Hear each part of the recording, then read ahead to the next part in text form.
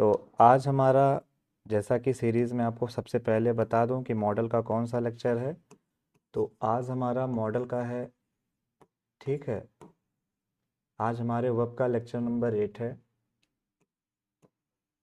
आज वेब का lecture number 8 है, जिसमें हम लोग डिस्कस कर रहे हैं मॉडल्स के बारे में।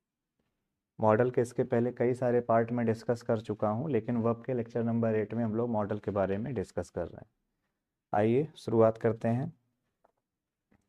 कैन और मैं आप लोगों को बता रहा था, जैसे मैंने आपके सामने एक सेंटेंस लिखा।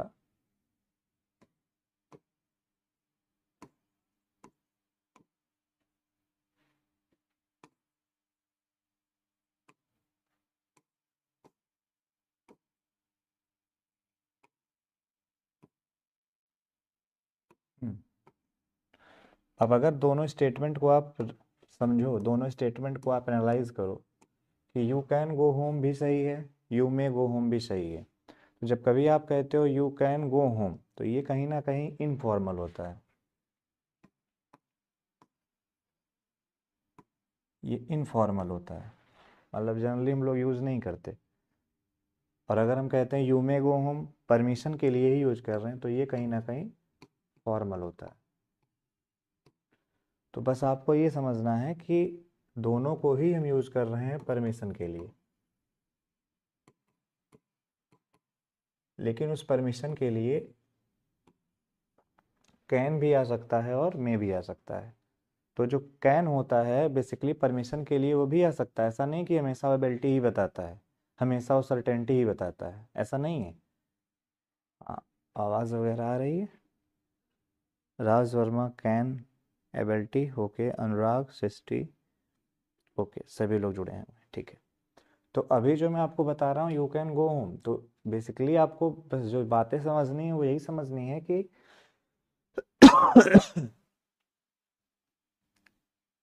दोनों ही परमिशन है, दोनों में ही यू परमिशन दे रहा है किसी को, लेकिन ये इनफॉर्मल है और नीचे वाला जो है वो फॉर्मल है। ये आपको पता होना चाहिए। ठीक है, ये आपको दोनों पता होना चाहिए। नॉर्मली लैंग्वेज में हम लोग यूज़ नहीं करते इसको, क्योंकि वो इनफॉर्मल होता है। हाँ, कहने को जैसे कई बार हम लोग नहीं, मतलब अनौपचारिक तरीके से यूज कर लेते हैं, मतलब एक जर्नल डायलेक्ट के रूप में यूज करते हैं, बोलचाल की भाषा में यूज करते हैं कि you can use my phone, you can use my phone, आप मेरा फ़ोन यूज कर सकते हो। तो हालांकि ये सेंटेंस को भी आप एनालाइज करो, तो ये सेंटेंस भी कहीं ना कहीं किसकी बात कर रहा है, ये सेंटेंस भी परमिशन की ही बात कर रहा है। लेकिन ये कोई फॉर्मल तरीका नहीं हुआ कहने का, तो इसलिए हम लोग इसको इनफॉर्मल तरीका ही मानेंगे। ठीक है, तो ये भी कहीं ना कहीं परमिशन ही है। तो बस बताना मैं ये चाह रहा हूँ कि कैन भी परमिशन देने का काम करता है। सबसे पहले दिमाग से ये कॉन्सेप्ट हटा दिया जाए कि कैन केवल एबिलिटी बताता है या कैन केवल सर्टेनिटी बताता है। बजाय इसके कैन के साथ ये भी समझा जाए कि कैन एक इनफॉर्मल परमिशन भी बताता है। ठीक, चलो, जब इतनी बातें समझ में आ गई हूँ तो थोड़ा सा हम लोग आगे बढ़ते हैं, थोड़ी चीज़ों पर और विशेष चर्चा करते हैं।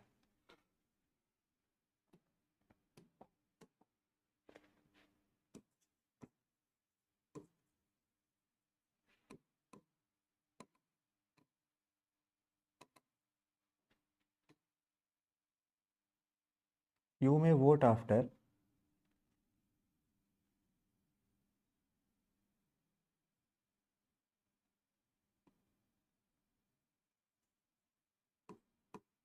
You are 18।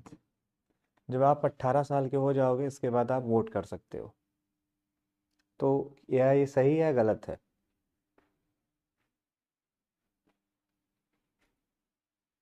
लिखा हुआ है यू में वोट आफ्टर यू आर 18, जब मतलब आप 18 के हो जाओगे तब आप वोट कर सकते हो। भाई अभी तो एबिलिटी नहीं है, बाद ही में आएगी। तो मैं सही होगा या कैन सही होगा? अच्छा, वोट करना कोई खास एबिलिटी तो है नहीं। सबसे पहले मैं इसका आंसर दे दूं, यहाँ पर मैं नहीं आएगा, यहाँ पर कैन आएगा। सबसे पहले तो मैं इसका आंसर कर दूं कि यहाँ सेंटेंस में अगर आपने धुन लगा रखी हो कि नहीं हम तो में कोई सही करेंगे, तो गलत हो जाओगे, यहाँ पे कैन आएगा। अब मेरे मन में कुछ क्वेश्चंस हैं कि कैन यहाँ पर किसकी बात कर रहा है। एबिलिटी के बारे में बात कर रहा है या परमिशन के बारे में बात कर रहा है?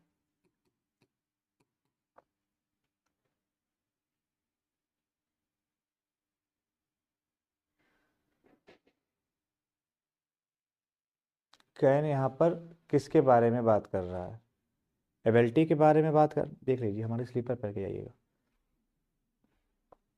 कैन यहाँ पर किसके बारे में बात कर रहा है?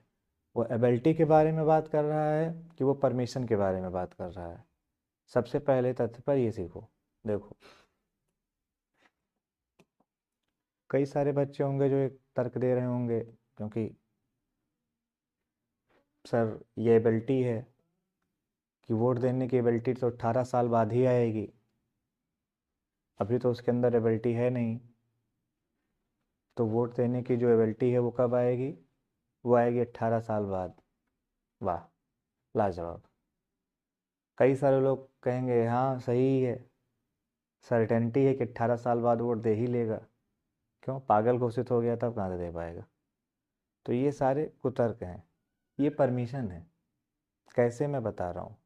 अगर वो अगर वो वोट देना अगर वो वोट देना एबिलिटी है, तो क्या किसी खास एबिलिटी का निर्माण हो जाता है जब आप 18 साल के होते हो? मतलब कोई पत्थर रखा होता, उस पत्थर को उठा के फेंक दिया, ऐसा कुछ करना होता है? ऐसा तो कुछ नहीं करना होता। या अगर कोई 15 साल का लड़का है, वो वोटिंग मशीन पे जाएगा और वो वोट कर देगा, तो क्या वो वोट माने नहीं होगा? वो भी तो वोट हो जाएगा।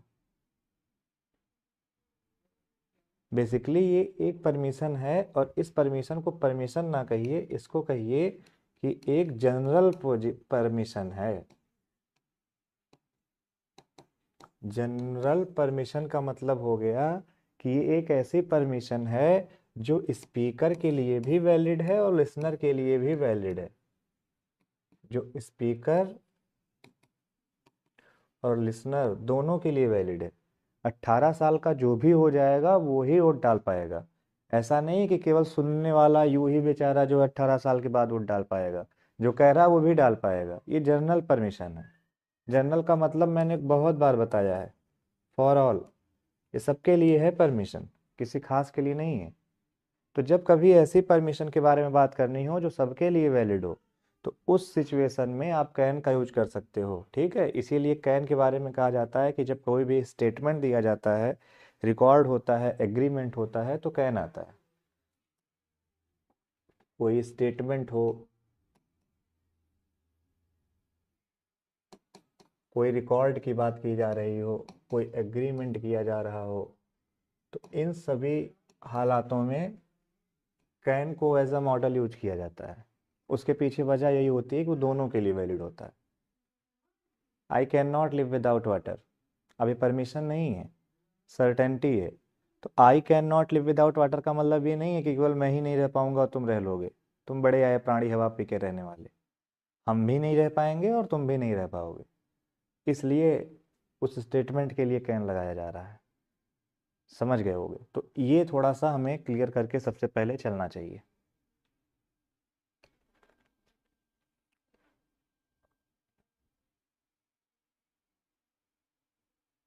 चलो कुछ बातें और डिस्कस कर लेता हूँ, मॉडल के विषय में है।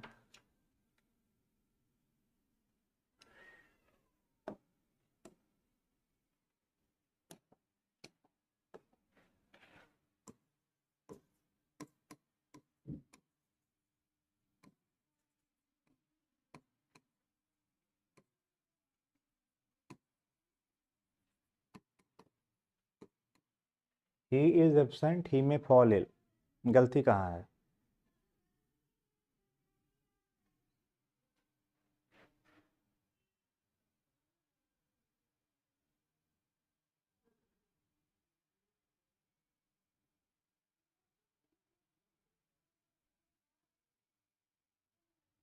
काजल गुप्ता, जय हिंद। ही इज एब्सेंट, ही में फॉल इल। देखो, कोई आदमी एब्सेंट है, ये उसका रिजल्ट है। भाई रिजल्ट ये है कि वो आदमी एब्सेंट है, और उसका रीज़न ये है कि वो आदमी बीमार पड़ा। तो ये रीजन है, वो उसका रिजल्ट है। और आपको पता होगा कि पहले रीजन होता है, बाद में रिजल्ट होता है। पहले वो बीमार पड़ा होगा, बाद में वो एब्सेंट हुआ। ऐसा तो हुआ नहीं कि पहले वो एब्सेंट था, बाद में बीमार हो गया। साफ साफ दिख रहा है सेंटेंस में कि पहले वो बीमार हुआ और उसी के परिणाम स्वरूप वो आदमी एब्सेंट हो गया। तो अगर वो आदमी पहले ही बीमार पड़ गया, उसका रीजन यही है बीमार पड़ना, उसका रिजल्ट आया कि वो अब जा कर के एब्सेंट हो गया, तो रीजन हमेशा मेन वर्ब के पहले होने वाला चीज़ है। और ये मेन वर्ब के पहले होने वाला चीज़ है, इसको हमेशा परफेक्ट फॉर्म में रखा जाता है। तो मे फॉल नहीं करेंगे, यहाँ पे हम लोग यूज करेंगे मे हैव फॉलन।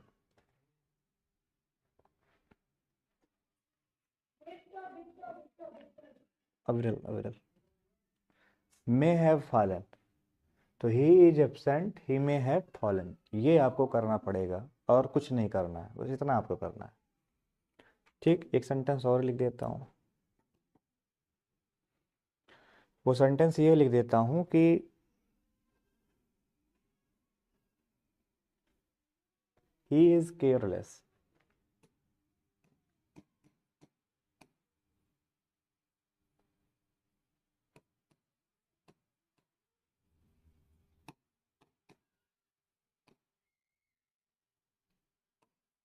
चलो इसमें बताओ क्या गलती है या नहीं, पहले डिसाइड करो कि सही है।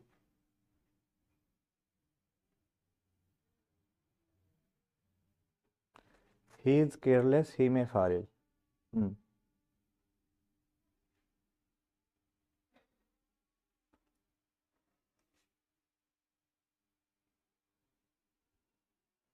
देखो, ही इज केयरलेस, हो सकता है केयरलेस होना रीजन हो। भाई वो आदमी केयरलेस है, ये रीजन है, और उसका रिजल्ट ये आया कि वो आदमी क्या पड़ गया, वो आदमी पड़ गया बीमार। तो उसका केयरलेस होना क्या है, रीजन है, और रिजल्ट क्या है, रिजल्ट आया कि वो पड़ गया बीमार। एक बात। दूसरी बात ये समझ में आ सकती है कि वो आदमी बीमार पड़ गया, इस वजह से केयरलेस हो गया, हो सकता है यही रीज़न हो कि भाई वो आदमी क्या है, बीमार है, और उसका रिजल्ट ये देखने को मिल रहा है कि वो केयरलेस हो गया। तो दोनों ही चीज़ें कह सकते हो। सेंटेंस को फिर से समझना, दिमाग पे जब तक बल नहीं पड़ेगा तब तक इसका मतलब है ही है पढ़ाई नहीं हो रही है। तो दिमाग पे थोड़ा सा बल पड़ना चाहिए। हम ये कह रहे हैं कि वो आदमी केयरलेस है, ये रीजन है, तो रिजल्ट क्या आया, बीमार पड़ गया, हाथ पैर नहीं धुलता होगा ढंग से, केयरलेस है, बीमार पड़ गया। और ये भी तो हो सकता है कि वो आदमी बीमार पड़ गया, अब जो कपड़े कभी प्रॉपर ढंग से रखता था प्रॉपर ढंग से नहीं रखता, क्योंकि वो केयरलेस हो चुका है। वजह यही कि वो आदमी बीमार पड़ गया। तो दोनों बातें सही हैं ना। तो जब कभी ऐसे स्टेटमेंट बन जाए कि रीजन रिजल्ट रिजल्ट रीजन में कुछ समझ ही ना आए, तो जैसे है वैसे ही छोड़ दिया करो, सेंटेंस सही माना जाएगा, इसको गलत नहीं कर पाओगे। और वहीं केयरलेस की जगह जैसे ही अभी हमने एब्सेंट रखा था, एडजेक्टिव बदल दिया था हल्का सा, तुरंत पूरा स्ट्रक्चर घूम गया था। तो कुल मिलाकर के लैंग्वेज रटने की कोशिश नहीं करना है, लैंग्वेज को समझने की कोशिश करना है। Good evening Chetna, good evening.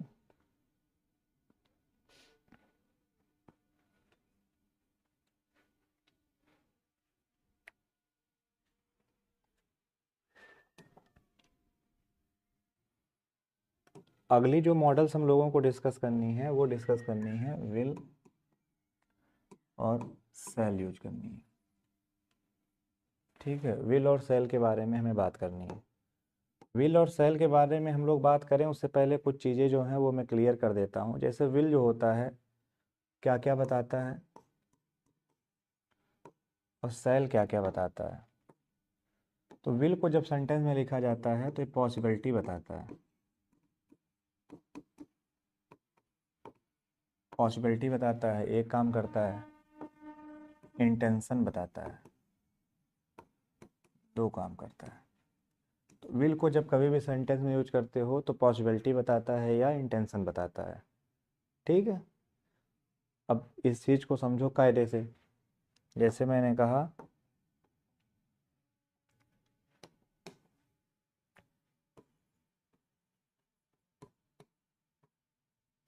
India will win the match. तो India will win the match क्या है? ये पॉसिबिलिटी है। और फिर मैंने कहा कि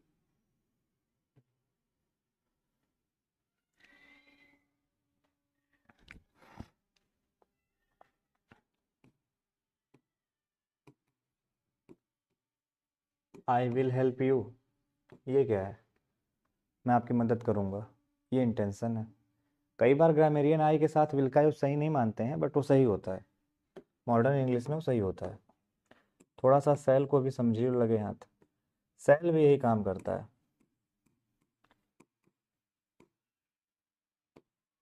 पॉसिबिलिटी बताता है, इंटेंशन बताता है, बस एक एट्रीब्यूट बढ़ जाता है कि वो परमिशन भी बताता है। आओ समझो। जहाँ आई विल लिखा है वहाँ पे ऐसे भी तो कर सकते हो, आई शैल हेल्प यू। ये दोनों सेंटेंस में क्या बता रहे हो? इंटेंशन बता रहे हो। दोनों सेंटेंस में क्या बता रहे हो आप? इंटेंशन बता रहे हो।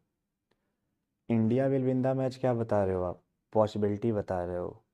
ठीक इसी तरीके से सेल भी पॉसिबिलिटी बताता है। जैसे मैंने कहा we shall, we shall get 100% marks. हम लोग 100% मार्क्स पा लेंगे। अब ये क्या है? ये पॉसिबिलिटी ही है। तो ये हमें मतलब समझना पड़ता है स्टेटमेंट से, कब पॉसिबिलिटी है कब इंटेंशन है। पूरा खेल यही है। अच्छा, परमिशन में भी यूज करते हैं हम लोग। परमिशन में कैसे यूज करते हैं मैं वो आपको सिखाता हूँ सेंटेंस के माध्यम से। जैसे परमिशन में हमेशा सेल आता है। जब कभी भी परमिशन की बात होती है तो हमेशा सेल आता है, ये ध्यान रखना है। जैसे मैंने, और परमिशन याद रखना, कभी भी परमिशन जो होती है, बस बहुत क्लियर समझना, परमिशन या तो आई कर मांगेगा या तो वी मांगेगा। दो ही परमिशन मांगते हैं।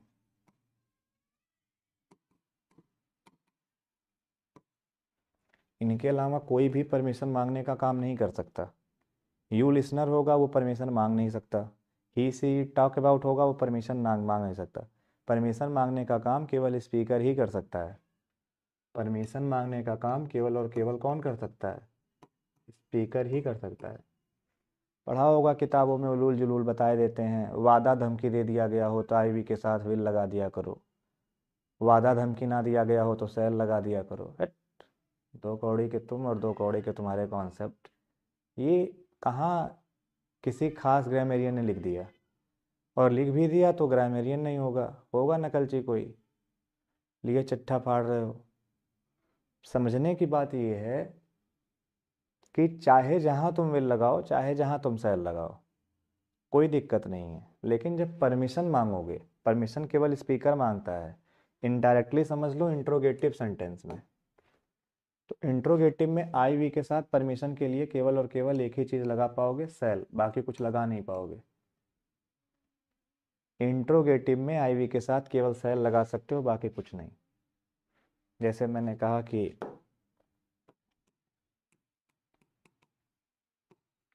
विल वी हेल्प यू, क्या हम आपकी मदद कर सकते हैं? अब परमिशन मांग रहा है ये, तो यहाँ से विल हटाओ, चुपचाप सेल लगाओ। Shall we help you. Interrogative में हमेशा सेल।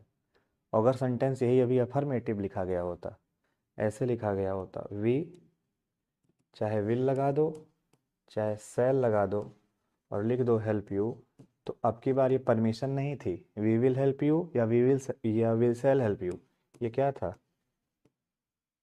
इंटेंशन था। तो इंटेंशन में तो चाहे विल लगाओ चाहे सेल लगाओ, लेकिन परमिशन में केवल और केवल सेल लगा पाओगे और कुछ नहीं लगा पाओगे। बस इतनी सी बात हमें समझनी है। और नहीं समझोगे तो दिक्कत तुम्हारे लिए होगी। समझना तो तुम्हें पड़ेगा।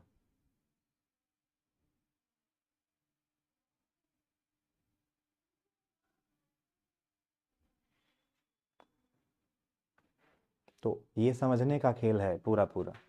जो नहीं समझे वो जयराम जी की। तुक्केबाजियाँ खूब हैं।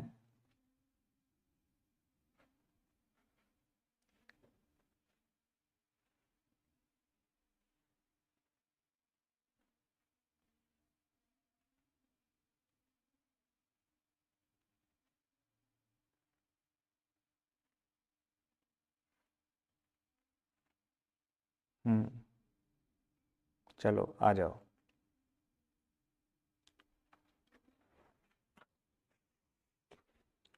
चलो,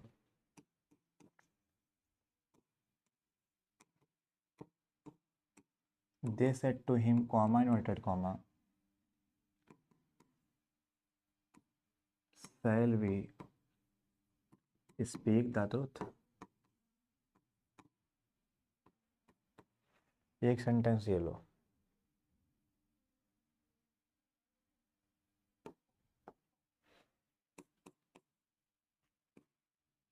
they said to him, comma inverted comma, shall we get into some trouble। चलो नरेशन बनाओ इसका इनडायरेक्ट। अब मालूम है एक चैप्टर है नरेशन, उसको लोग खूब जोर दे के पढ़ाते हैं, नरेशन पढ़ लो भाई, नरेशन पढ़ लो, जबकि हकीकत ये है कि सारे चैप्टर जब आ जाएंगे तभी नरेशन सीख पाओगे। अब देखो मैं मॉडल ही सिखा रहा हूँ, ऐसे लिखा ना, मैं मदद कर देता हूँ सबसे पहले आप लोगों की। दे आस्क्ड हिम कर देंगे क्योंकि नरेशन अभी पढ़ाया नहीं मैंने, दे आस्क्ड हिम कर दिया, इफ कर दिया। मालूम है वी बदलेगा दे से तो यहाँ पे दे आ जाएगा।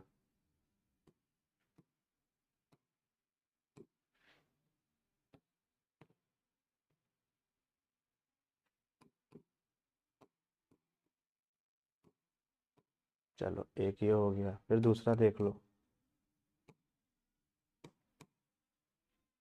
दे आस्क्ड हिम इफ,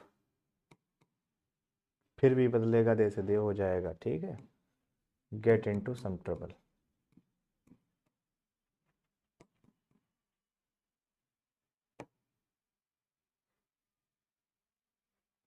अब श्रीमान जरा फिल करो, क्या आएगा। दे के साथ तो विल लगाओगे तो वुड हो जाएगा। सेल जो आया था वो तो वी के लिए आया था ना, और अब तो यहाँ पर दे लिख रहे हो, तो दे के लिए तो विल आएगा और विल की पास्ट फॉर्म वुड हो जाएगा। दे के लिए तो विल आएगा और विल की पास्ट फॉर्म वुड हो जाएगा। अब सोचो जरा थोड़ी देर।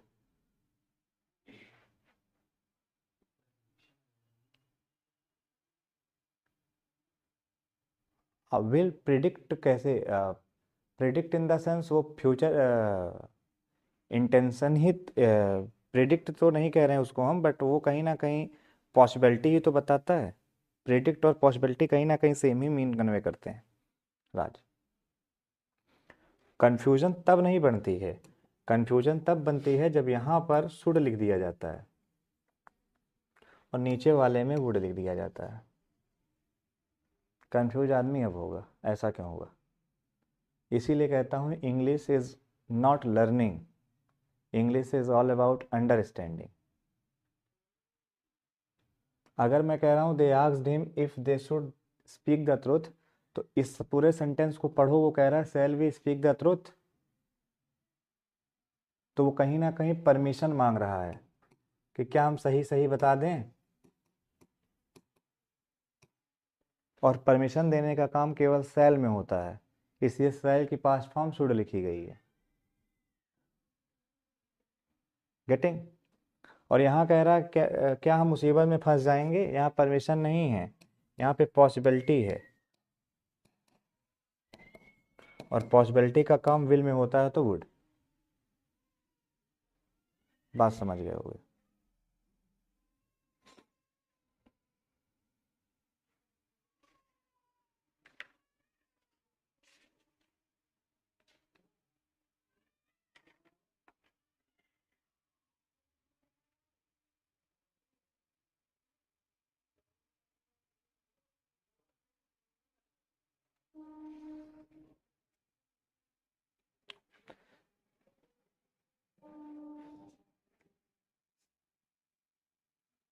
जय हिंद अनुराग। मैं फिर समझा देता हूँ, सेंटेंस अभी खेल नरेशन में ये सब बातें सीखेंगे। सेंटेंस करते समय बिल्कुल भी धक्का मुक्की नहीं करना। सेंटेंस करते समय बहुत सोच समझ के आंसर करना। हल्की सी भी थिंकिंग गलत हुई कि सेंटेंस पूरा का पूरा गलत हो गया।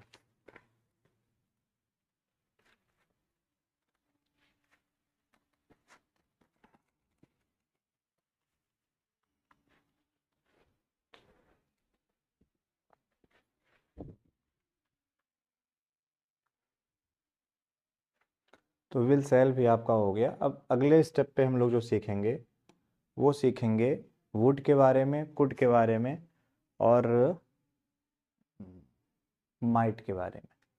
तो वुड कब आता है, वुड कब आता है, मतलब वुड कब आता है, कुड कब आता है, माइट कब आता है, ये हम लोग अगले लेक्चर्स में सीखेंगे, है ना।